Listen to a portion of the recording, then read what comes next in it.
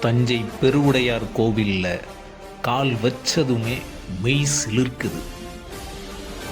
ராஜராஜ சோழனை பற்றி நிறைய படிச்சிருக்கோம். சோழ மன்னர்கள் செய்த சாதனைகளை கேட்டாலே வியப்பா இருக்கு. ஆனா இந்த கோவிலுக்குள்ள வந்த பிறகுதான் தெரியுது, நாம வியப்படைகிறதெல்லாம் ஒண்ணுமே இல்லை.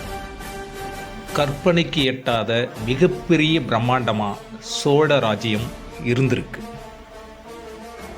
இதற்கு உதாரணம் இந்த கோவில்தான். உலகமே வியந்து பார்க்குற இது மாதிரி ஒரு பிரம்மாண்டத்தை ஒரு தமிழ் மன்னனும் தமிழ் வல்லுநர்களும் உருவாக்கியிருக்காங்க அப்படின்னு நினைக்கும் போது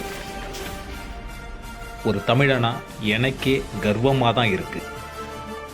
சோழர்களின் நுண்ணறிவு, கலைத்திறன், ஆட்சித்திறமை, வீரம், இதை எல்லாத்தையும் நம்ம குழந்தைகளும் தெரிஞ்சுக்கணும்.